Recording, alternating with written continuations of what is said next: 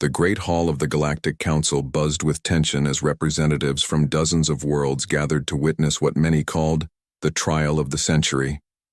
At the center of it all stood Ambassador Elena Martinez, her weathered face calm despite the chaos surrounding her. She represented the last free humans in the galaxy, and today would decide their fate. The Karathi judge, a towering figure with silver scales and cold yellow eyes, raised his clawed hand for silence. His voice echoed through the chamber like thunder. The humans have been found guilty of the Terra incident. Their reckless colony ship destroyed our sacred breeding grounds on Karathi Prime's moon. Thousands of our young died because of human carelessness. Elena stepped forward. Your Honor, it was an accident. Our navigation systems failed during the solar storm. We tried to change course, but— Silence! The judge's roar cut her off. The damage is done. Your species has proven too dangerous to remain among civilized worlds. The Council has reached its decision. Around the hall, alien representatives whispered among themselves. Some looked sympathetic, but most seemed relieved. Humans had always been the outsiders in galactic society.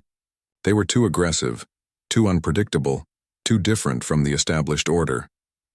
The judge continued, By the power of the Galactic Council, all humans are hereby exiled from civilized space. You will be transported to Kepler 442c, a dead world on the galaxy's edge. There you will remain until the end of your days.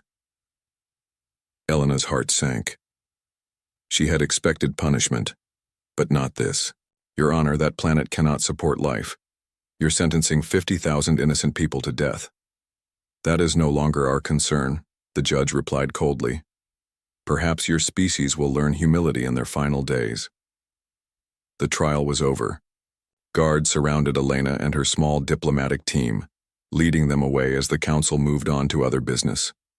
Within hours, the great ships began gathering humans from across the galaxy. Families were torn from their homes on mining colonies, research stations, and trading posts. Scientists, farmers, engineers, teachers, children, and elderly all were loaded onto transport vessels like cargo.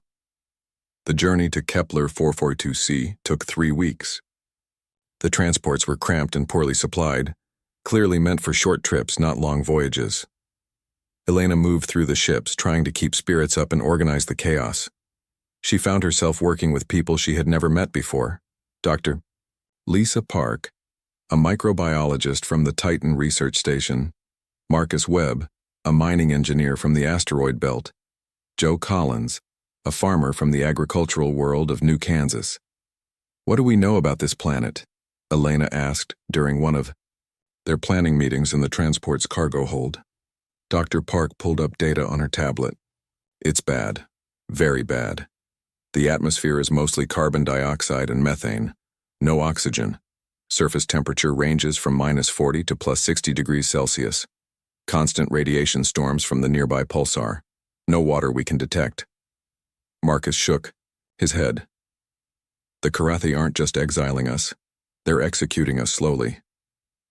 Maybe that's what they want us to think, Joe said quietly. The old farmer had been listening carefully. But humans have survived in harsh places before. Our ancestors lived through ice ages, droughts, and plagues. Maybe we can survive this too. Elena looked around at the crowded cargo hold, filled with frightened families and crying children. We have to try, we have no choice. When the transports finally reached Kepler 442c, the sight through the viewports was heartbreaking.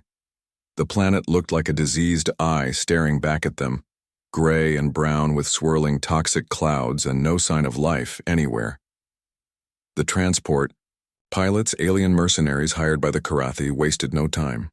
They landed at the first flat area they found and began unloading their human cargo. The air outside was poison. Everyone had to wear emergency breathing masks, but they only had a few hours of air each.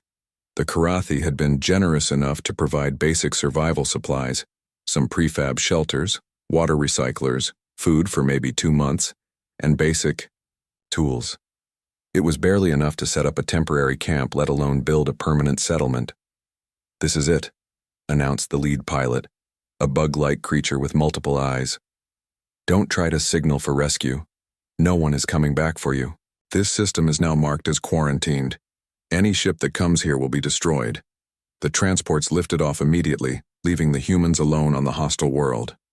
Elena stood with the other leaders, watching the ships disappear into the toxic sky. Around them, 50,000 humans began the grim work of trying to survive. The first night was terrible. The prefab shelters could only hold about half the population. The rest had to crowd together in the transport containers that had been left behind. The temperature dropped to minus 30 degrees, and the wind howled like a living thing. Several elderly people died from the cold and stress. Dr. Park worked frantically with the water recyclers, trying to process the ice they had found in shallow deposits. The machines kept breaking down from the acidic compounds in the frozen water. Marcus led teams to set up the air processors, but they were only meant for small groups, not thousands of people. Joe organized the food distribution, rationing everything carefully. At this rate, we have maybe 60 days before we start starving, he told Elena privately. The second day brought new horrors. A radiation storm swept across their camp, forcing everyone into the deepest shelters they could find. 3 people died from exposure, and dozens more became sick. The emergency medical supplies were already running low. Elena called a meeting of all the group leaders that evening. They gathered in the largest shelter, a cramped space meant for 20 people but holding 50. The faces around her were grim, but she also saw something else: determination. "We all know the situation," she began. "The Karathi expect us to die here. Maybe they're right. Maybe this planet will kill us all. But I'm not ready to give up, and I don't think you are either." Marcus nodded grimly. "The mining equipment in the containers might help us dig deeper shelters. Get us away from the radiation. The water recyclers can be modified," Dr. Park added. "I've been studying the chemical composition of the ice. It's toxic, but not impossible to clean. We just need time to figure out how." Joe leaned forward. "I've been looking at the soil samples. It's poisonous to earth plants, but maybe we can change that. I've seen farmers reclaim dead land before." An old woman in the corner spoke up. "My grandmother survived the resource wars on Earth. She always said humans are like weeds, we grow where nothing else can." Elena felt a spark of hope. "Then we start tomorrow. We're not going to just survive. We're going to prove them wrong. This planet thinks it can kill us, but it doesn't know humans very well." Over the next few days, the camp began to organize itself. People were assigned to teams based on their skills. Engineers worked on expanding the shelters and improving the life support systems. Scientists studied the planet's harsh environment, looking for anything they could use. Medical teams treated the sick and rationed their dwindling supplies. Children were kept busy with lessons and games, shielding them from the worst of the adult fears. Teachers worked with parents to maintain some sense of normalcy, even in the poisonous wasteland. Elena found herself becoming the unofficial leader of the entire settlement. People came to her with problems, disputes, and ideas. She realized that their survival would depend not just on technology and resources, but on staying united. In the face of impossible odds, they had to remain human. The Karathi had exiled them to this dead world, expecting them to fade away quietly. They had stripped away their advanced technology, their comfortable lives, their connection to the galaxy, but they had made one critical mistake. They had underestimated what humans could do when they had nothing left to lose. As Elena stood outside the main shelter on their 10th night, looking up at the alien stars through her breathing mask, she made a promise to herself and to everyone depending on her. They would not just survive on this dead planet. Somehow, some way, they would make it live. The first winter on Kepler 442c was a nightmare that tested every human on the planet. 3 months after their exile, the settlement had already lost over 2,000 people to radiation sickness, equipment failures, and the brutal cold that could freeze a person solid in minutes. Elena Martinez stood in the main command shelter, studying the grim numbers on her tablet. The settlement's population had dropped from 50,000 to 47,800. Each number represented a person Someone's parent, child, or friend who had died in this poisonous wasteland. The water recyclers are failing faster than we can fix them, Dr. Lisa Park reported, her face drawn with exhaustion. She had been working 18-hour days trying to keep their life support systems running. We've lost 3 more units this week. The acid in the ice is eating through the filters. Marcus Webb looked up from his engineering reports. The radiation shielding on Shelter Block C is cracked. We need to evacuate 50 families, but we don't have anywhere to put them. His hands were stained with chemical burns from handling the toxic materials they used for repairs. Joe Collins entered the shelter, shaking ice crystals from his jacket. The greenhouse domes are holding, but barely. I lost another crop section yesterday. The soil treatment isn't working fast enough. The old farmer had aged 10 years in the past few months, but his eyes still held determination. Elena nodded grimly. What about the deep mining operation? We've hit a layer of bedrock. That's harder than anything we've seen, Marcus replied. The drilling equipment is wearing out and we can't replace it. But we did find something interesting, mineral deposits that might be useful if we can figure out how to process them. The early days had been pure survival. They had quickly learned that the prefab shelters provided by the Karathi were death traps. The thin walls couldn't handle the temperature swings, and the air recycling systems broke down constantly. Marcus had organized teams to cannibalize the transport containers, using the metal plating to reinforce their shelters and build new ones. The breakthrough came when they realized they had to go underground. The surface was too hostile, with radiation storms that could kill a person in hours and temperature swings that cracked metal. Marcus led the effort to dig deep into the planet's crust, using mining equipment salvaged from the transport ships. We're not just hiding from this planet, he had told his workers. We're going to make it work for us. The underground tunnels became their lifeline. 30 feet below the surface, the temperature was more stable, and the rock provided natural radiation shielding. They carved out living spaces, workshops, and storage areas. It was cramped and dark, but it was safe. Dr. Park's work with the water recycling systems had become critical to their survival. The ice deposits they found were full of toxic compounds that would kill anyone who drank them. But she discovered that certain bacteria from Earth could actually process some of these toxins. It's like a puzzle, she explained to Elena during one of their evening briefings. These bacteria evolved to handle pollution on Earth. Here, they're finding new things to eat. I've been cultivating different strains, trying to find ones that can handle the worst compounds. Her laboratory was a converted storage container filled with jury-rigged equipment. She worked with test tubes and microscopes that had been salvaged from the transport ship's medical bays.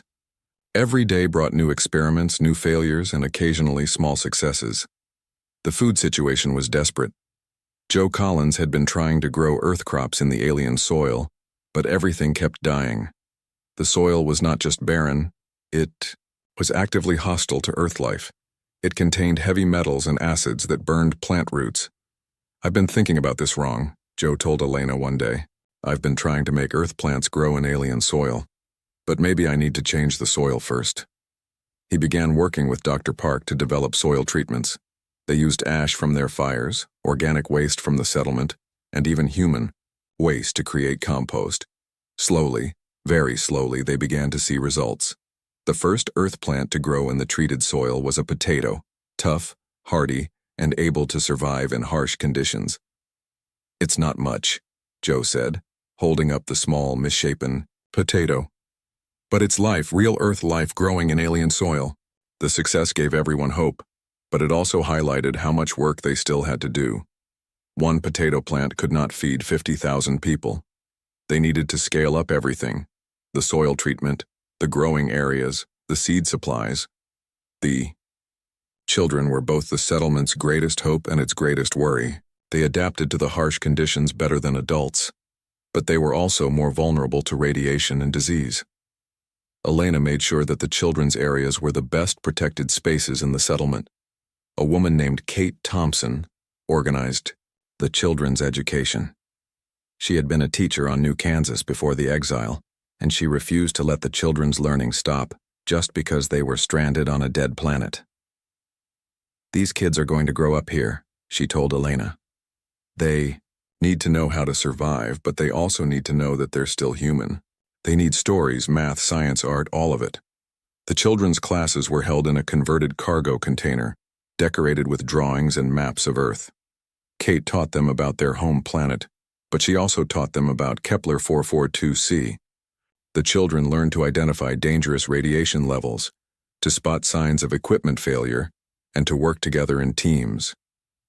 One of the children, a 10-year-old boy named Tommy, became fascinated with the mining operations. He would spend hours watching Marcus and his team's work, asking endless questions about the equipment and the mineral samples. "This rock is different from the others," Tommy told Marcus one day, holding up a sample he had found. "It's heavier, and it has these little crystal things in it." Marcus examined the sample and his eyes widened. The boy had found a deposit of rare earth metals, materials that could be used to build advanced electronics. It was exactly what they needed to repair and upgrade their failing equipment. "Good eye, kid," Marcus said, ruffling Tommy's hair. "You might just have saved us all." The discovery led to a new mining operation focused on extracting these valuable materials. It was dangerous work in the unstable underground tunnels, but it gave them access to resources they desperately needed. As the months passed, the settlement began to develop its own culture and routines. People worked in shifts to keep the critical systems running 24 hours a day. Meals were communal affairs in the main gathering spaces, with everyone sharing whatever food was available. Elena found herself making decisions that no human leader had ever faced before. When the medical supplies ran low, she had to decide who got treatment and who didn't. When food was scarce, she had to choose between feeding the workers who kept the systems running and the children who represented their future. "I never wanted to be a leader," she confided to Dr. Park one evening. "I was just a diplomat. I dealt with trade agreements and cultural exchanges. I never had to decide who lives and who dies." "None of us wanted this," Dr. Park replied. "But we're the ones who are here. We're the ones who have to make it work." The worst crisis came during month 8, when a massive radiation storm hit the settlement. The early warning systems failed, and the storm was stronger than anything they had experienced before. The surface installations were destroyed, and several underground areas were flooded when the ice melted and then refroze, cracking the tunnel walls. They lost over 1,000 people in 3 days. The medical facilities were overwhelmed, and the surviving equipment was pushed beyond its limits. For a moment, it seemed like the planet had finally won. But then something remarkable happened. The survivors didn't give up. They worked together to rebuild, to rescue the trapped, to care for the wounded. They shared their last food rations and gave their only warm clothes to the sick. Elena watched from the command shelter as people she had never seen before worked side by side to repair the damage. A former corporate executive was carrying supplies for a teenage apprentice mechanic. A retired professor was helping a young mother care for her children while she worked on repairing the water systems. "We're not the same people who were exiled here," she realized. The soft, civilized humans who had depended on galactic society for everything were gone. In their place were harder, tougher people who had learned to survive in hell itself. The first year ended with the settlement still alive, though barely. They had lost over 8,000 people, but the survivors were stronger, more united, and more determined than ever. As Elena looked around at the faces in the command shelter, weathered by radiation, scarred by hard work, but still hopeful, she knew that they had passed their first test. The dead planet had tried to kill them, but they were still here, still human, still fighting, and they were just getting started. 5 years had passed since the exile, and Kepler 442c was no longer the same dead world that had greeted the first human settlers. What had once been a barren wasteland was now dotted with strange silver domes that gleamed against the toxic sky. Steam rose from hidden vents, and the sound of machinery hummed beneath the ground.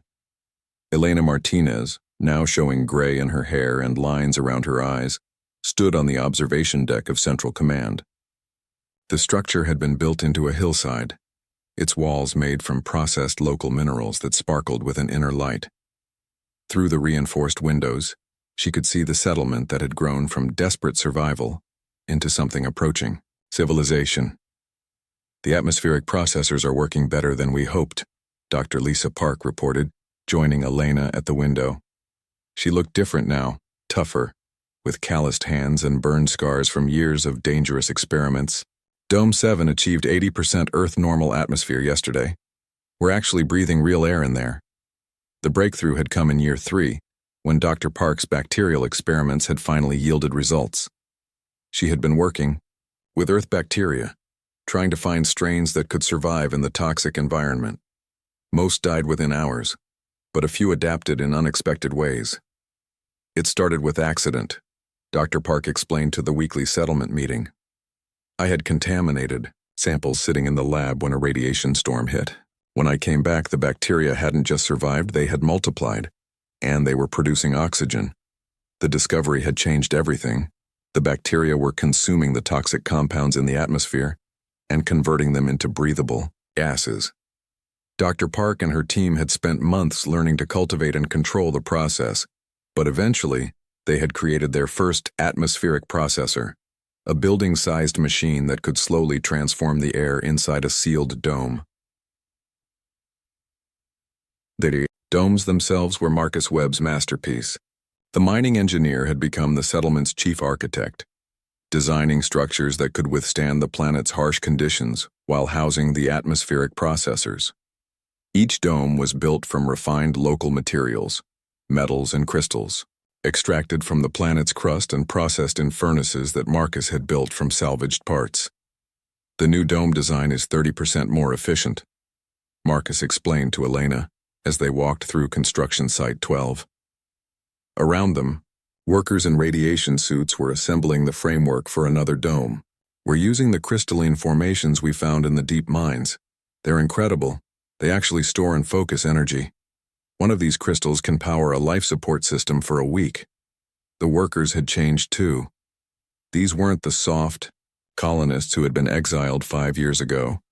They moved with purpose and efficiency, their bodies hardened by years of dangerous work.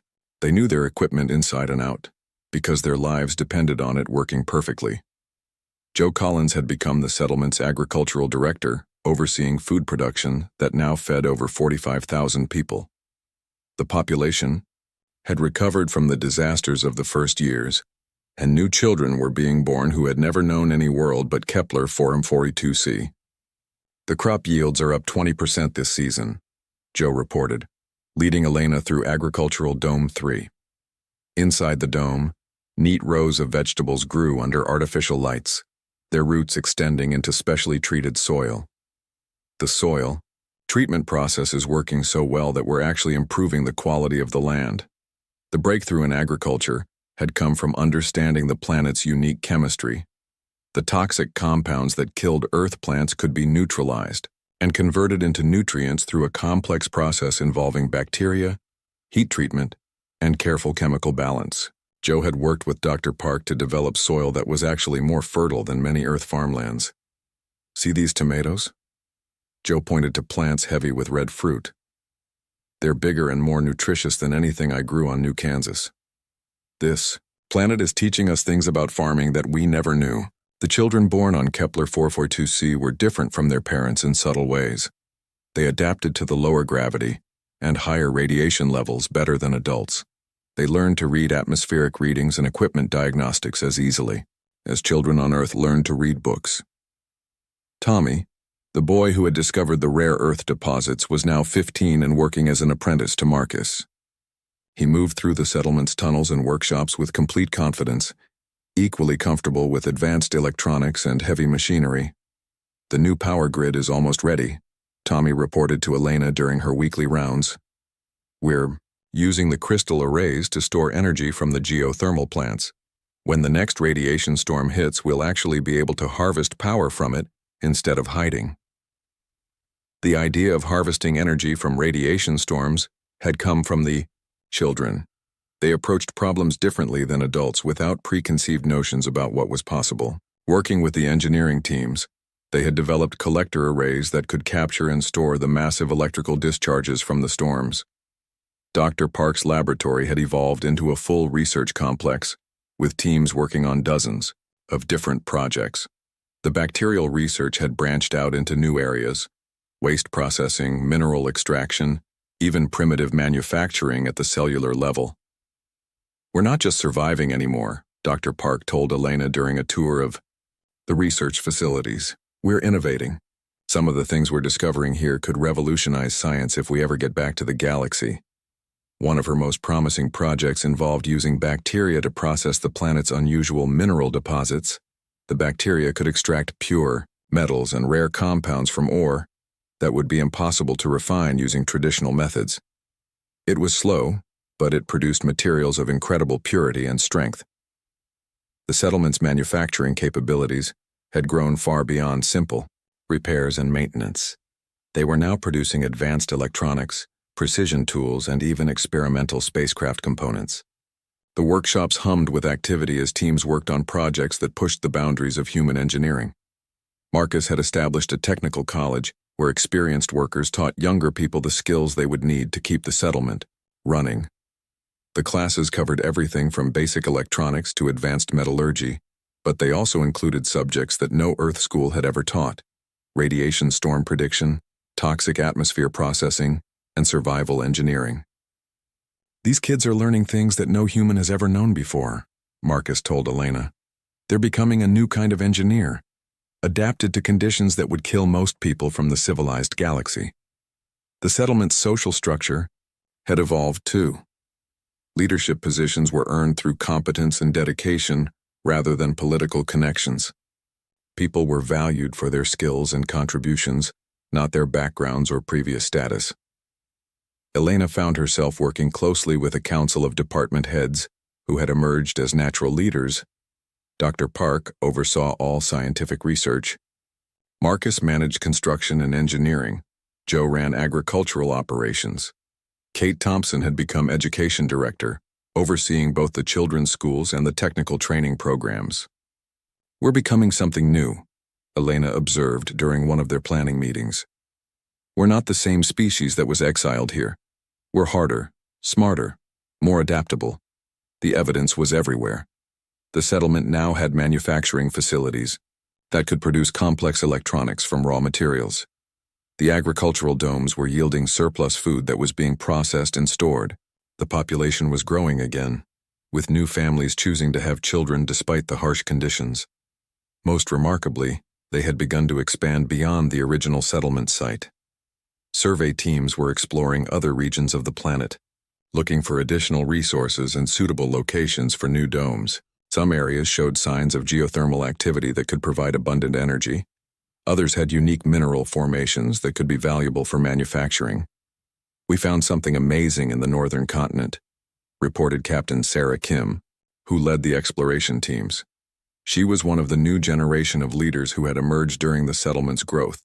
Tough, capable people who had proven themselves through action rather than appointment. "There's a valley system where the atmospheric conditions are naturally less toxic. With minimal processing, we could establish surface settlements there. We're talking about living in the open air for the first time since the exile." The prospect of surface settlements was exciting, but it also raised new challenges. The settlement would need to develop transportation systems to connect distant locations. They would need to establish communication networks and supply chains. They were approaching the complexity of a true planetary civilization. Elena often stood on the observation deck in the evenings, watching the lights of the settlement spread out below her. The sight never failed to amaze her. 5 years ago, this had been a dead world where nothing could survive. Now it was home to a thriving human community that was pushing the boundaries of what was possible. The children who had been born here didn't think of Kepler 442c as a place of exile. To them, it was simply home. They played in the domes and tunnels with the confidence of people who belonged. They learned about Earth from books. 20 years had passed since the first humans set foot on Kepler 442c, and the planet was unrecognizable. Where once there had been only toxic wasteland, now sprawling cities stretched across the landscape under protective domes that glittered like jewels against the alien sky. The transformation was so complete that visitors from Earth's golden age would have struggled to believe this was the same dead world. Elena Martinez, now in her 60s, with silver hair, and a face marked by decades of hard decisions stood in the central tower of New Haven City. The city was the largest of 7 major settlements that dotted the planet's surface, each one a marvel of human engineering and determination. Through the massive windows, she could see the bustling streets below, filled with people who had been born and raised on this world. The population census is complete, reported Director Kate Thompson, who had grown from a simple teacher into the settlement's chief administrator.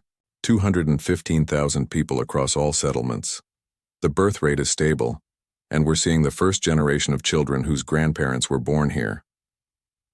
The numbers were staggering. From the original 50,000 exiles, minus the 8,000 lost in the early years, the population had grown to over 200,000. This wasn't just survival. It was a population boom that showed how completely humans had adapted to their new world. Captain Alex Rivers entered the office, still wearing the dust-stained uniform of a space pilot. At 35, he had been born on Kepler 442c and had never known any other world. He represented the new generation of humans who thought of the toxic storms and radiation as natural parts of life. The trading mission to the Kepler system was a complete success, he reported with satisfaction. The independent merchants were amazed by our technology. They're calling our atmospheric processors miracle machines and our quantum computers impossible magic. We've established regular trade routes with 5 different worlds. The development of interstellar travel had been one of the settlement's greatest achievements. Using the unique crystalline formations found deep in the planet's crust, human engineers had developed quantum computing systems that surpassed anything in the known galaxy. These computers could calculate navigation routes through the dangerous radiation fields that surrounded Kepler 442c, allowing ships to travel safely between star systems. Dr. Lisa Park, now the settlement's chief scientist, joined the meeting. Her hair was white and her hands were permanently stained from decades of chemical work, but her mind was as sharp as ever. She had become the mother of an entirely new branch of science, what the settlers called hostile world engineering. The atmospheric processors are working beyond our wildest dreams, she reported. We now have 12 major dome cities with Earth-normal atmosphere, and we're working on a project to terraform an entire continent. The bacterial colonies we've developed don't just clean the air, they're actually improving it. The oxygen levels in some domes are higher than Earth standard. The scientific advances had been remarkable. Working with limited resources and under impossible conditions, the human scientists had developed technologies that seemed almost magical. They had learned to program bacteria to do precise work, to grow living machines that could repair themselves, and to harvest energy from sources that the civilized galaxy had never imagined. Marcus Webb, now chief of planetary engineering, spread holographic displays across the conference table. The images showed construction projects that would have challenged the greatest civilizations in the galaxy. Massive towers rose from the planet's surface, connected by enclosed bridges that spanned kilometers. Underground cities burrowed deep into the planet's crust, their walls lined with the glowing crystals that provided both power and light. The orbital station project is ahead of schedule, Marcus reported. We'll have our first space-based manufacturing facility operational within 2 years. The microgravity environment will let us grow crystals that are impossible to create on the surface. The orbital stations were perhaps the most ambitious project yet attempted. Using materials mined from the planet's crust and refined through bacterial processing, human engineers were building permanent installations in orbit around Kepler 442c. These stations would serve as shipyards, research facilities, and gateways to the galaxy beyond. The children of Kepler 442c had grown into adults who were fundamentally different from their parents. They moved with casual confidence in environments that would kill most galactic citizens within minutes. They understood complex scientific concepts that the best universities in the galaxy struggled to teach. They were equally comfortable with advanced technology and primitive survival skills. Tommy, the boy who had discovered the first rare earth deposits, was now 35 and served as the settlement's chief resource manager.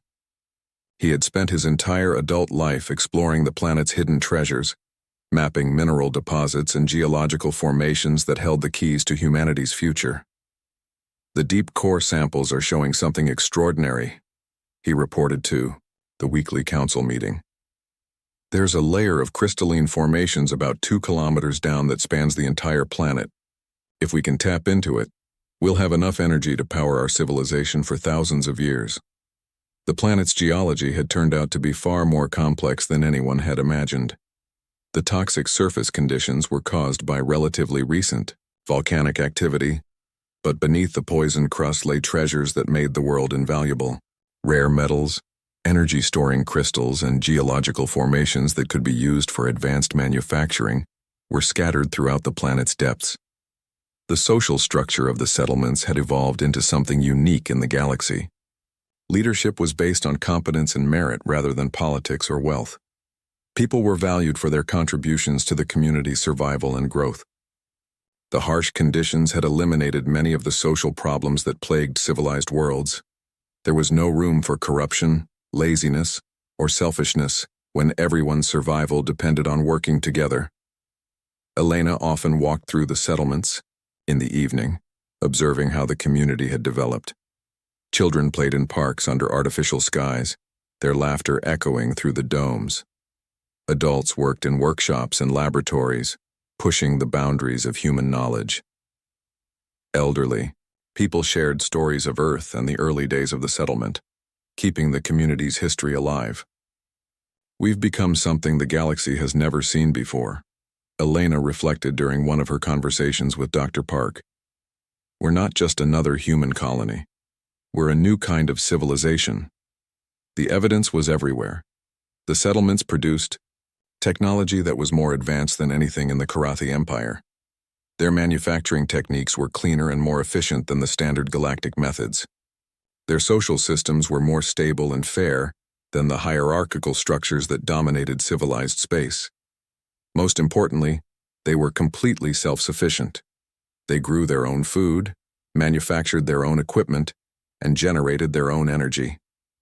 They had no need for imports from the galaxy, but they had plenty of exports that other worlds desperately wanted. The quantum computers built on Kepler 442c could perform calculations that required entire facilities on other worlds. The atmospheric processors could make any world habitable within a few years. The bacterial manufacturing systems could produce pure materials from the most contaminated sources. We're getting requests from independent worlds throughout the galaxy, Captain Rivers reported during one of his briefings. They want to hire us to help with their environmental problems. Some of them are offering incredible amounts of money for just one atmospheric processor. The irony was not lost on Elena. The same technology that had saved humanity from extinction was now in high demand throughout the galaxy. The dead world that was supposed to be their grave had become the source of their greatest strength. The trading missions had also brought disturbing news about the galaxy beyond. The Crusade Empire was facing internal problems, resource shortages, environmental damage, and social unrest. Their rigid social system was breaking down as younger generations questioned the old ways of doing things. Some of the independent merchants are asking about asylum, Captain Rivers reported.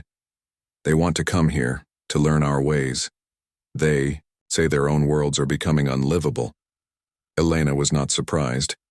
The same arrogance and rigid thinking that had led the Crusade to exile humanity was now causing problems throughout their empire. They had always believed that their way was the only way, that their technology and social systems were superior to all others. Now they were discovering that their approach had serious flaws. The settlements on Kepler 442c had proven that there were other ways to build a civilization. They had shown that cooperation was stronger than hierarchy, that innovation was more valuable than tradition, and that adaptation was better than rigid adherence to old methods. We need to start thinking about our role in the galaxy, Elena told the council during their strategic planning session. We're not just survivors anymore. We're not even just a successful colony. We're becoming a major power, whether we want to or not. The transformation was complete. The humans exiled to a dead world had not just survived. They had thrived beyond anyone's wildest imagination. 40 years after the exile, the Crusade Imperial fleet emerged from hyperspace at the edge of the Kepler 442 system.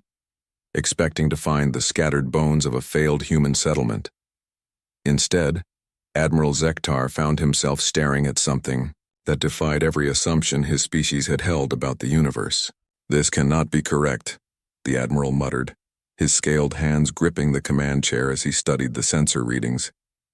The scanners show massive energy signatures, orbital installations, and... are those ships? His aide, Commander Velkan, checked the instruments twice before responding. "Sir, we're detecting at least 50 spacecraft of unknown design in orbit around the planet. The surface shows multiple cities, atmospheric processors, and what appears to be industrial complexes." Admiral Zektar had been a young officer during the human exile. He remembered the trial, the speeches about teaching the lesser species their place in the galaxy. The dead planet was supposed to be a warning to other worlds about the consequences of defying the Karathi Empire. "Establish communication with the human settlement," he ordered. "They will surrender immediately and prepare for reintegration into civilized society." The response came not from a desperate survival bunker, but from a gleaming orbital station that dwarfed the largest Karathi installations. The human who appeared on the view screen was a middle-aged woman with graying hair and confident eyes that showed no fear of the Imperial fleet. "I am President Maria Santos of the Human Coalition," she said calmly. "Welcome to Kepler 442c, Admiral. We've been expecting you." Maria Santos had been elected president 3 years earlier, following Elena Martinez's retirement. She had been born on Kepler 442c and had never known any world but this one. To her, the toxic storms and radiation fields were as natural as sunshine had been to her parents' generation on Earth. "I am Admiral Zektar of the Karathi Imperial Navy," he replied, trying to maintain his authority despite his shock at the sophisticated communication system. "By order of the Galactic Council, you will prepare for immediate evacuation and return to designated human settlements within the Empire." Maria's expression didn't change, but there was something in her eyes that made the Admiral uncomfortable. It was the look of someone who held all the advantages and knew it. "That's a generous offer, Admiral, but we must decline. Kepler 442c is our home now. We have no intention of leaving." Behind Maria, through the viewports of the orbital station, the Admiral could see a bustling city in space. Ships moved between docking ports, and humans in environmental suits worked on construction projects that seemed to defy the laws of physics. The technology on display was clearly beyond anything the Karathi possessed. "You do not have a choice in this matter," Admiral Zektar said, his voice rising. "The Karathi Empire has decided to show mercy and readmit humanity to galactic society. You will comply." "Will we?" Maria asked with a slight smile. "Captain Rivers, would you please demonstrate our position?" The space around the Karathi fleet suddenly filled with activity. Ships appeared from behind asteroids and planetary debris where they had been hidden. The vessels were unlike anything the Admiral had ever seen, sleek, crystalline structures that seemed to bend light around them. They moved with impossible speed and agility, surrounding the Imperial fleet in a matter of minutes. "How many ships do they have?" Admiral Zektar demanded. "Over 200, sir," Commander Velkan replied, his voice shaking. "And, sir, our weapon systems aren't responding. Something is interfering with our targeting computers." Captain Alex Rivers appeared on a secondary communication channel, his voice calm and professional. "Admiral, your ships are currently experiencing technical difficulties due to our quantum interference systems. Your weapons and navigation are temporarily disabled for your own safety." The Admiral felt a chill run down his spine. The humans had not just survived on the dead planet. They had developed technology that could neutralize the most advanced warships in the galaxy without firing a shot. "This is impossible," he whispered. "Your species was barely capable of basic space travel when you were exiled." 40 years is a long time, Admiral," President Santos replied. "We've learned a great deal about survival, adaptation, and innovation. Would you like a tour of our facilities? I think you'll find our achievements quite impressive." The tour was a revelation that shattered every assumption the Karathi had held about human capabilities. The orbital stations were marvels of engineering that utilized technologies the Empire's best scientists couldn't comprehend. The planetary cities existed in environments that would kill most galactic species within minutes, yet humans lived there comfortably, even thriving. Dr. Lisa Park, now in her 80s but still sharp as ever, led the scientific demonstration. She showed the Crusade delegation bacterial manufacturing systems that could produce pure materials from toxic waste, atmospheric processors that could terraform entire continents, and quantum computers that solved problems in seconds that would take Crusade systems years to calculate. "We've had to develop solutions to problems your empire has never faced," she explained to the stunned alien visitors. "When you're exiled to a world that actively tries to kill you, you either innovate or die. We chose to innovate." The Crusade delegation was escorted through manufacturing facilities where humans worked alongside living machines grown from modified bacteria.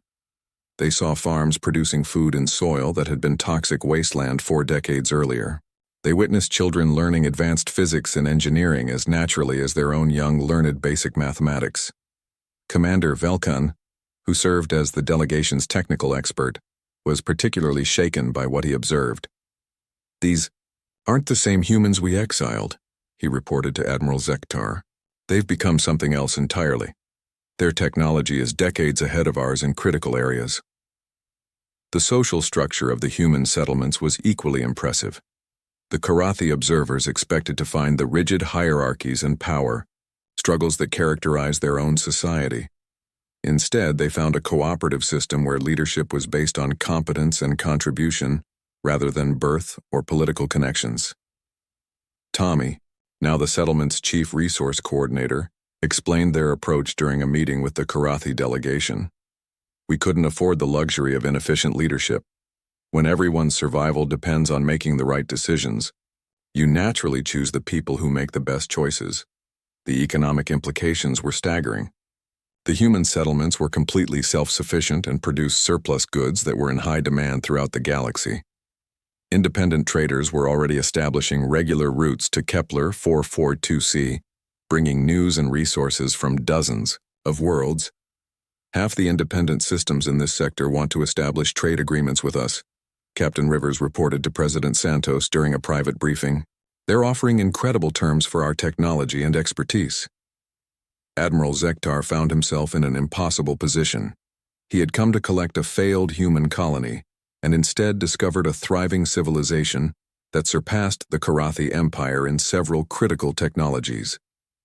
His superiors expected him to return with submissive humans ready to accept their place in the galactic hierarchy.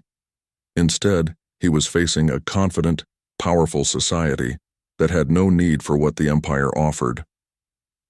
"Your people must return to designated settlements," he insisted during his final meeting with President Santos. "The exile was temporary. The Empire is prepared to forgive past transgressions and restore humanity to its proper place in galactic society." President Santos leaned back in her chair, surrounded by advisors who represented the best minds of 2 generations. "And what would that proper place be, Admiral? Second-class citizens in someone else's empire, grateful recipients of Crusade charity? You would have the protection of the Empire, access to galactic markets, participation in civilized society," the Admiral replied, though his words sounded hollow even to himself. "We already have access to galactic markets through our trading partners," Maria pointed out. "As for protection, I think we've demonstrated that we can take care of ourselves. And as for civilized society, well, I think we've built something better than what you're offering." The final demonstration came when a Crusade patrol ship, acting without authorization, attempted to force its way past the human defensive perimeter. The ship found itself gently but irresistibly guided to a safe orbit, its systems completely overridden by human technology. The crew was unharmed but thoroughly humbled. "We could have destroyed your ship in a dozen different ways," Captain Rivers explained to the patrol ship's commander. "Instead, we chose to demonstrate restraint. That's the difference between your civilization and ours." Admiral Zektar realized that his mission had failed completely. The humans were not the desperate exiles he had expected to find. They were a major power in their own right, with technology and resources that made them valuable allies or dangerous enemies. His final report to the Crusade High Council was a masterpiece of diplomatic understatement. The human settlement has achieved unexpected success. Recommend immediate diplomatic engagement and reconsideration of previous policies. President Santos's response to the Empire's generous offer was broadcast throughout the galaxy, carried by independent traders and transmitted by. The stars stretched endlessly before the stellar dawn as it cruised through the Orion arm of the galaxy. Captain James Walker stood at the bridge's main viewport, his weathered hands clasped behind his back. 20 years of space service had taught him to trust his gut. And right now, something felt off. "Status report," he called out, his voice steady despite his unease. "All systems normal, Captain," replied Ann Miller from her engineering station. Her fingers danced across the holographic controls as she monitored the ship's vital signs. "The new quantum drive is performing exactly as expected." Robert Thompson looked up from his science station, his gray eyes reflecting the blue glow of his screens. "Long-range scans are clear. We should reach the diplomatic rendezvous point in approximately 6 hours." The Stellar Dawn was humanity's pride, their most advanced ship and a symbol of how far they'd come since first reaching for the stars. Its sleek design and powerful engines represented the best of human engineering. The ship carried Earth's diplomatic team to a historic meeting with the Galactic Council, where humanity would finally take its place among the spacefaring races. Walker was about to respond when the ship's sensors suddenly screamed to life. Red warning lights flooded the bridge as Thompson's hands flew across his console. "Multiple ships dropping out of faster-than-light travel," Thompson shouted. "Configuration unknown. They're not in our database." Before Walker could issue orders, 3 massive vessels materialized around the Stellar Dawn. Their dark hulls seemed to absorb light rather than reflect it, and their design was unlike anything humanity had encountered before. They were all sharp angles and geometric patterns, with no visible weapons or propulsion systems. "Open all communication channels," Walker commanded, maintaining his composure. "This is Captain James Walker of the Earth Alliance vessel Stellar Dawn. We are on a diplomatic mission and—" A harsh, grating sound cut through the ship's speakers, making several crew members wince. When it stopped, a cold, artificial voice spoke in perfect English. "Humans, your presence in space has been evaluated. You have been found wanting." Ann's console erupted in warnings. "Captain, they're scanning us. But these aren't normal scans. They're somehow interfacing with our systems." The ship shuddered as invisible forces began to tear at its hull. Walker watched in horror as sections of the Stellar Dawn's outer armor began to peel away like paper in a strong wind. The unknown aliens weren't just attacking them. They were systematically taking their ship apart. "Shields at maximum," Walker ordered. "Evasive maneuvers." "Shields are having no effect," Ann reported, her voice tight with frustration.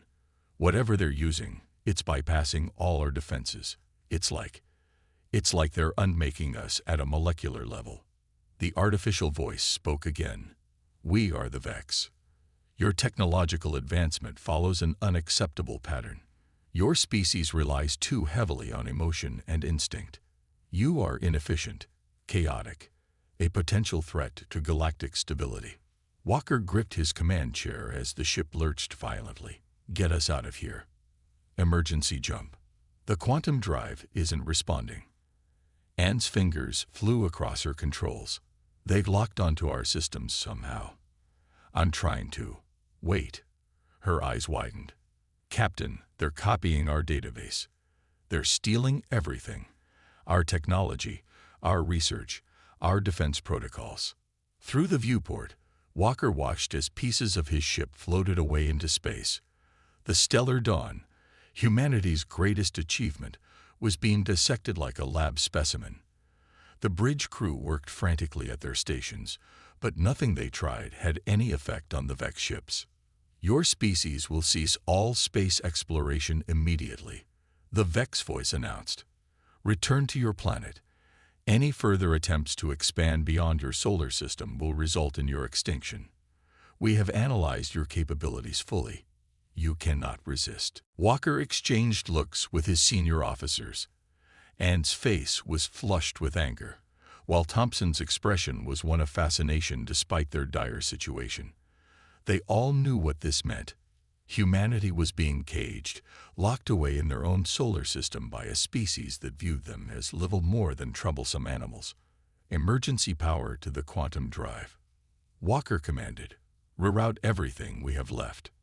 Anne shook her head. "Sir, we've lost 30% of our hull. If we try to jump now, better to risk it than surrender humanity's future to these things," Walker cut in. "Do it." Anne nodded and began the emergency procedures. The ship groaned around them as power was diverted from every remaining system to the quantum drive. Warning klaxons blared as multiple systems redlined. The Vex voice returned. "Your attempts to resist air." The rest of the message was cut off as Anne slammed her hand down on the emergency jump activation. The damaged Stellar Dawn lurched sickeningly as it tore its way into quantum space. The bridge crew was thrown against their stations as the ship shuddered and screamed around them. "Hull breach on decks 3 through 7. Thompson reported over the noise. "We're losing atmosphere. Emergency containment fields holding at 60%. Anne added, "The quantum drive is way beyond safety limits. We need to drop out now." Walker held on as his ship fell apart around him. "Get us as far as we can. We need to warn Earth." The next few minutes were chaos as the Stellar Dawn limped through quantum space, bleeding atmosphere, and leaving a trail of debris behind it. When they finally dropped back to normal space, the ship was barely recognizable as the proud vessel that had started the journey. Anne's voice was quiet as she read out the damage report. "We've lost most of our outer hull. Life support is running on backups. The quantum drive is, well, it's basically molten slag now.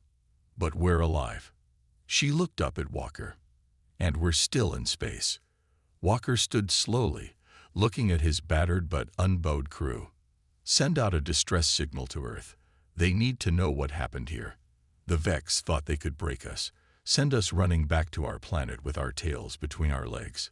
He walked to the viewport, where Earth's sun was visible as a distant point of light. "But they made a mistake. They showed us their power, their technology. And now," he turned to face his crew, his expression hardening with determination, "now we know what we're up against. They broke our ship." A smile slowly spread across his face.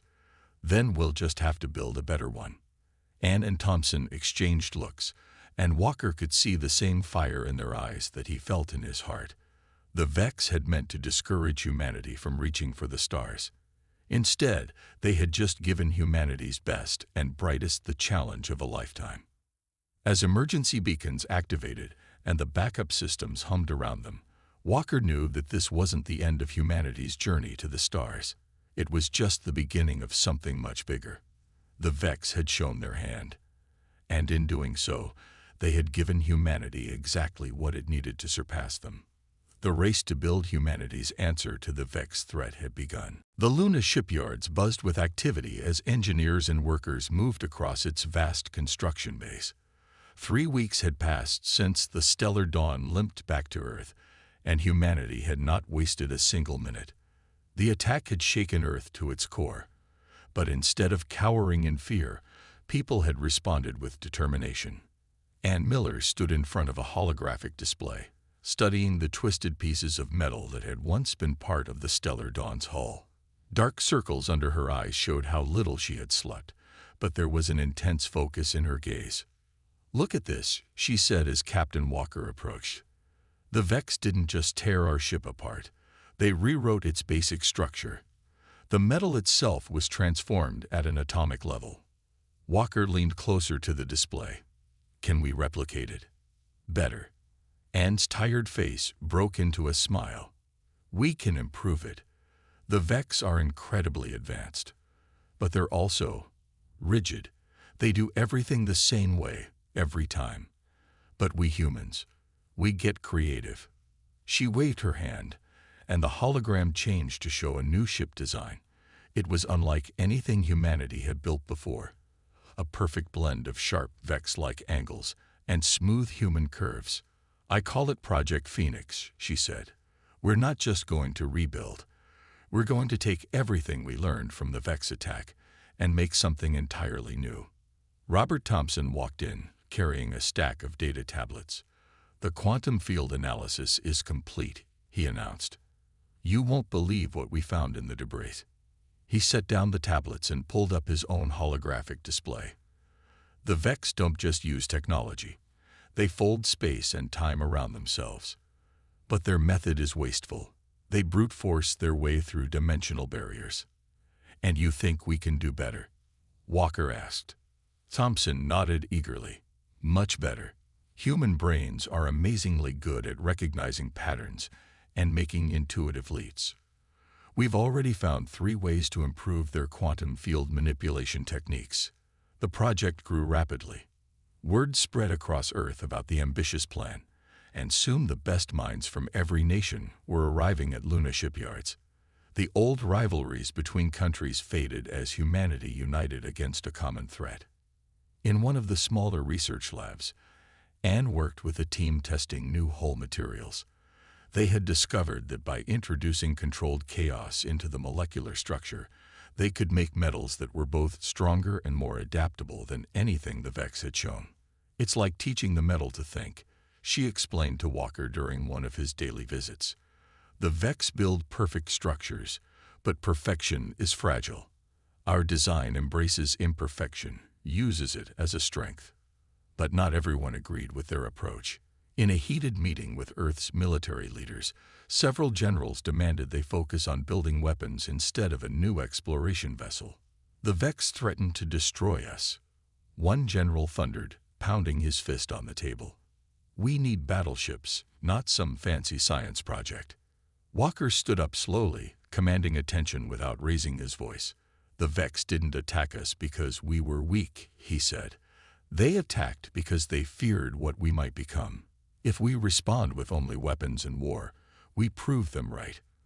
But if we build something greater, something that shows the true potential of humanity." He let his words hang in the air. The room fell silent as his message sank in. Finally, the project received full approval to continue as planned. Weeks turned into months as the work continued. The new ship took shape in the largest construction bay, its hull gleaming under the work lights. But with progress came problems. Strange accidents began to plague the project. Key components would fail for no reason. Computer systems would crash, and crucial data would vanish. "It's too organized to be random," Thompson said one evening as they reviewed another system failure. "I think the Vex left something behind. Some kind of sabotage program buried in the technology we salvaged." Anne worked for 3 days straight, reviewing every piece of code and every component. She finally found it. Microscopic machines hidden within the salvaged Vex technology, programmed to cause subtle failures. But instead of destroying them, she did something unexpected. She reprogrammed them, teaching them to work with human systems instead of against them. It was exactly the kind of adaptive thinking the Vex couldn't understand. The real breakthrough came during a test of the new quantum drive system. Thompson had theorized that human emotions actually created unique patterns in quantum fields, patterns that could be used to enhance the ship's capabilities. "The Vex see emotions as noise, as interference," he explained. "But what if they're actually a form of quantum information processing? What if our feelings are actually connecting with reality in ways their pure logic can't match?" They tested his theory by linking the quantum drive to human brainwave patterns.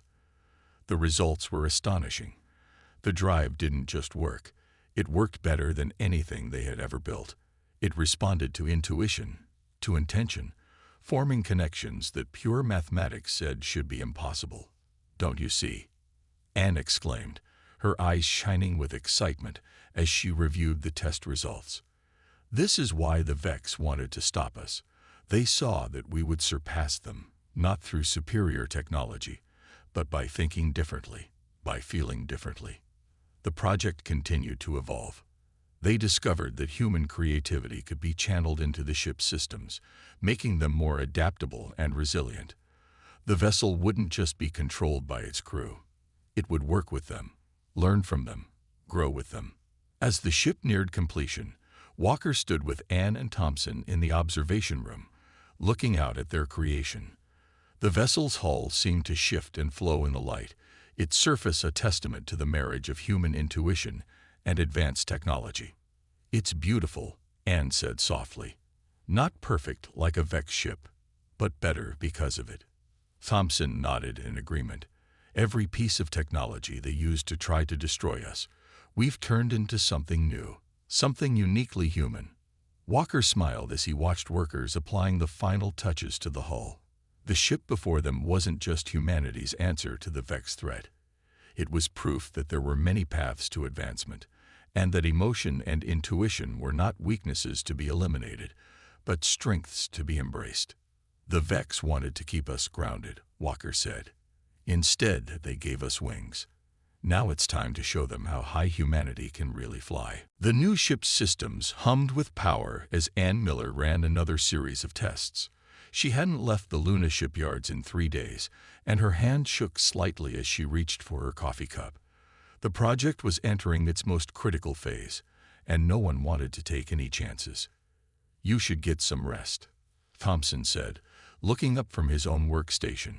"You're no good to the project if you collapse." Anne shook her head. "I'm fine. Besides, something's still not right with the quantum field harmonics. The numbers don't add up." Before Thompson could argue further, a loud explosion rocked the testing chamber. Alarms blared as smoke poured from a ruptured power conduit. Anne rushed to the emergency controls, her fatigue forgotten as she worked to contain the damage. "What happened?" Walker demanded, running into the room. "Status report. Power spike in the main quantum matrix," Anne replied, her fingers flying over the controls. "But it doesn't make sense.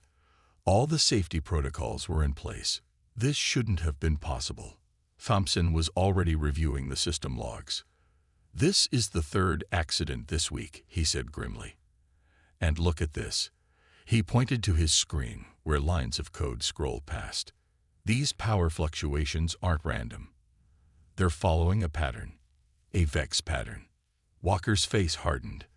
"They're still watching us, still trying to stop us." "Not just watching," Anne said, wiping soot from her face. "They're learning. Each accident targets a different system, like they're testing our defenses, looking for weaknesses." The next few weeks brought more challenges. Critical components would mysteriously fail their final inspections. Computer systems would crash at crucial moments. Even the artificial gravity would occasionally flicker, sending tools and equipment floating through the construction base. But with each setback, the team grew stronger. They learned to think like the Vex, to anticipate their sabotage attempts. More importantly, they learned to think beyond the Vex, finding solutions their alien adversaries would never consider. One evening, as Anne was reviewing the latest system diagnostics, she noticed something strange. The ship's quantum field wasn't just active during tests. It was responding to the emotions of the workers around it. When the engineering team was frustrated, the field became more chaotic. When they were focused and determined, it stabilized. "Look at this," she called to Thompson, who was working nearby. "The ship, it's not just accepting our commands. It's connecting with us, learning from us." Thompson studied the readings with growing excitement. The Vex tried to program it to fail, but instead, it's adapting. Like a living thing. He paused, his eyes widening. "No, not like a living thing. Like a human." They brought their discovery to Walker, who immediately saw the possibilities. "Can we strengthen this connection? Make it part of the ship's core systems?" Anne nodded slowly, her mind already racing with ideas. "We'd need to completely redesign the control interfaces. Make them more intuitive. Less about pushing buttons and more about working together." The next phase of construction took an unexpected turn. Instead of fighting against the Vex interference, they began using it. Every attempt at sabotage became an opportunity to learn, to adapt, to grow stronger.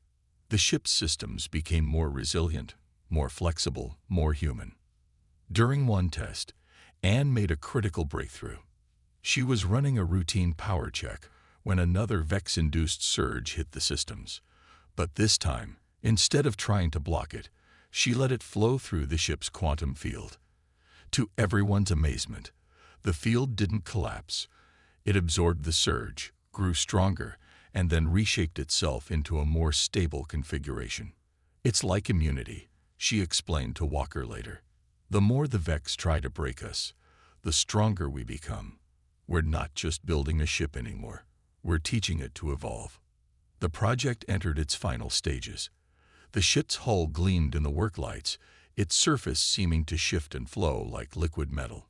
Inside, the control systems were unlike anything humanity had built before. There were still screens and controls, but they were secondary to the neural interfaces that would allow the crew to work in perfect harmony with their vessel. Then came the day of the first full system test. Anne stood at the primary control station, her hands hovering over the neural interface pads. Thompson monitored the quantum field readings while Walker watched from the observation deck with Earth's military leaders. "Beginning power-up sequence," Anne announced. The ship's systems came online one by one, each connecting smoothly with the others. The quantum field stabilized, forming a perfect bubble around the vessel.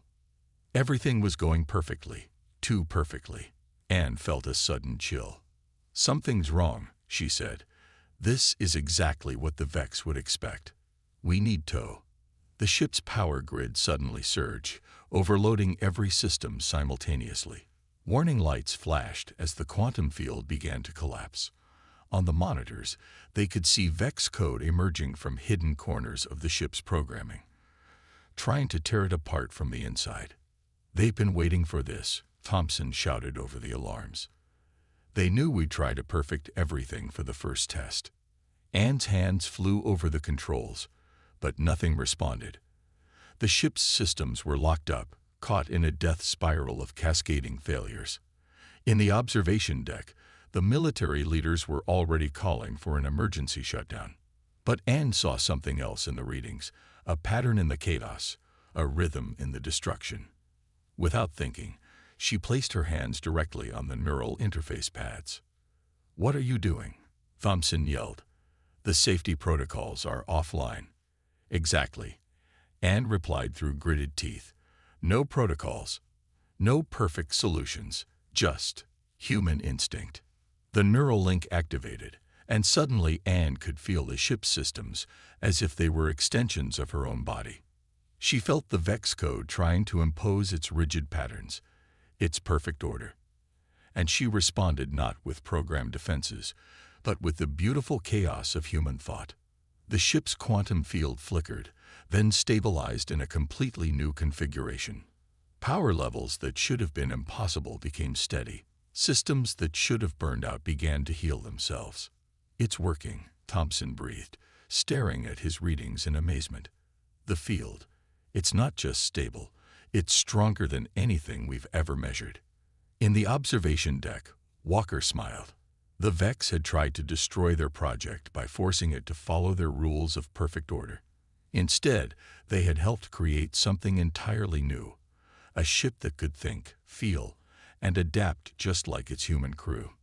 As the test concluded successfully, Anne finally stepped away from the controls, exhausted but triumphant. They had done more than just survive the Vex's attempts to stop them. They had proven that humanity's greatest strengths were the very things the Vex saw as weaknesses. The ship was ready. Now it was time to show the galaxy what humanity could really do. The day of the ship's official unveiling arrived with a mix of excitement and tension. Thousands gathered at Luna shipyards, while millions more watched through video feeds across Earth. In the launch bay, the newly christened Phoenix Ascendant waited, its hull catching the light in ways that made it seem alive. Walker stood before the assembled crowd, his uniform crisp and neat. "When the Vex attacked us, they thought they were showing us our place in the galaxy. Instead, they showed us our potential. Ladies and gentlemen, I give you humanity's answer to those who would keep us earthbound." The massive bay doors opened, revealing the Phoenix Ascendant in all its glory. Gasps of wonder echoed through the crowd. The ship was beautiful, but not in the cold, geometric way of Vex vessels. It had an organic quality to its design, as if it had grown rather than been built. Anne and Thompson waited on the bridge, running final checks on the ship's systems. The neural interface hummed with quiet energy, ready to connect with its crew. Every station was designed to work with human intuition rather than against it. All systems are green, and reported as Walker joined them on the bridge. The quantum field is stable, and the neural links are operating at peak efficiency. Then let's show everyone what she can do, Walker said, settling into the captain's chair. As soon as he touched the neural interface panels, he felt the ship's presence in his mind, not as an alien machine, but as a partner ready to work with him. The demonstration began with basic maneuvers, but even these showed how different the Phoenix Ascendant was from traditional ships. It moved with impossible grace, responding to its crew's thoughts almost before they formed. The quantum field rippled and shifted, adapting to each movement with fluid precision. Thompson monitored the readings with a growing smile. The field harmonics are perfect. Better than perfect. They're evolving. Every move we make teaches the ship something new. They demonstrated the ship's defensive capabilities next. Drone targets appeared around the vessel, firing simulated weapons. The Phoenix Ascendant's shields didn't just block the attacks. They learned from them, becoming stronger with each hit. "Look at this," Anne called out, pointing to her display. The quantum field isn't just defending against the attacks. It's analyzing them, understanding them, improving itself. The crowd watched in amazement as the ship performed maneuvers that should have been impossible. It could alter its quantum state almost instantly, seeming to be in multiple places at once. Its hull could reconfigure itself on the fly, adapting to any situation. But the real test came unexpectedly. During a high-speed maneuver, Thompson's sensors picked up an anomaly. "Energy spike," he shouted. "Something's coming through." A familiar dark shape emerged from space nearby. A Vex scout ship. It had been watching, waiting for this moment. Before anyone could react, it fired a beam of energy directly at the Phoenix Ascendant. The crowd gasped, expecting destruction. But something incredible happened instead. The quantum field caught the beam, not just blocking it, but absorbing its energy. The ship's systems processed the attack, learned from it, grew stronger. Walker felt the ship's response through the neural link. It wasn't afraid or angry. It was curious, eager to learn, just like its human crew. "Send them a message," he ordered. "Show them what we've learned." The Phoenix Ascendant's quantum field expanded, reaching out to the Vex vessel. But instead of attacking, it began to communicate in pure energy patterns. The Vex ship's systems tried to resist, tried to impose their rigid order, but they couldn't match the fluid adaptability of human-enhanced technology. "Their shields are failing," Thompson reported, but his voice held no triumph. "No, not failing. They're changing, adapting to match our patterns." Through the neural link, Walker could feel the Vex ship's confusion. Its perfectly ordered systems were encountering something they couldn't categorize, technology that grew and changed, guided by human emotion and intuition. The Vex vessel retreated, vanishing back into quantum space, but they had learned something valuable. The Vex could be surprised. Their perfect logic could be overcome not by superior force, but by human unpredictability. As the demonstration continued, Anne noticed something remarkable in the ship's systems. "The quantum field," she said excitedly. "It's not just copying Vex technology anymore. It's creating entirely new configurations, things even they haven't thought of." They pushed the ship harder, testing its limits. The Phoenix Ascendant responded by exceeding every expectation. Its quantum drive could fold space in ways that made Vex calculations look crude by comparison. Its adaptive hull could transform to meet any challenge. And through it all, the neural link grew stronger, the connection between ship and crew becoming deeper and more intuitive. Walker addressed the crowd one final time as the demonstration concluded. "The Vex thought they could contain us by showing us how far ahead of us they were. But they didn't understand something fundamental about humanity. We don't just copy what we see, we imagine what could be. We don't just learn, we innovate. And most importantly, we don't just build machines, we create partnerships. The Phoenix Ascendant hung in space above the moon, its quantum field shimmering with possibilities. It represented more than just humanity's response to the Vex threat. It was proof that there were many paths to advancement in the universe, and that emotion and instinct could be just as powerful as cold logic. In the ship's heart, human and machine worked together in ways the Vex had never imagined possible. Each crew member's thoughts and feelings flowed through the neural network, making the ship more than the sum of its parts. It wasn't just a vessel anymore. It was humanity's dream of the future given form.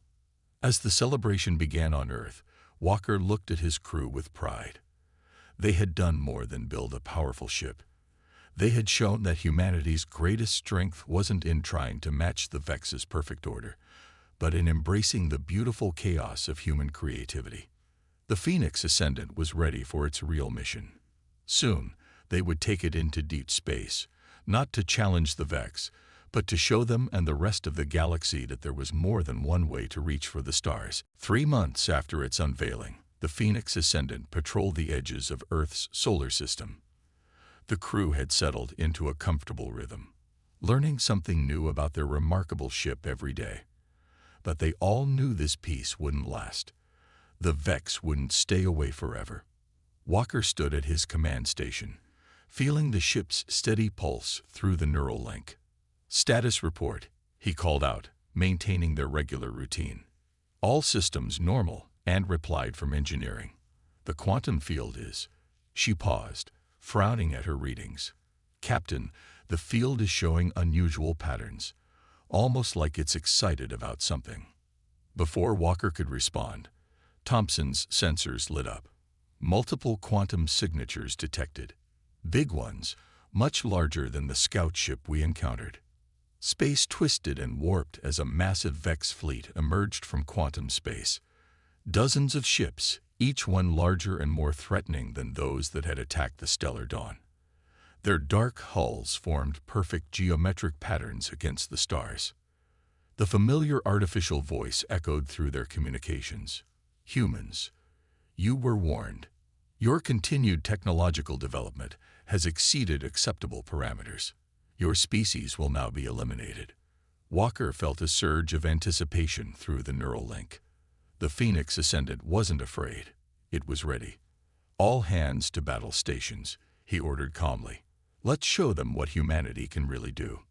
The Vex fleet launched their attack, firing beams of energy that could tear apart normal ships. But the Phoenix Ascendant was far from normal. Its quantum field shifted and flowed, not just blocking the attacks but learning from them, growing stronger with each blast. "They're trying to analyze our systems," Thompson reported, his fingers dancing across his console. "Just like before. But this time, we're the ones with surprises." Anne smiled as she monitored the ship's responses. The quantum field is adapting faster than they can scan it.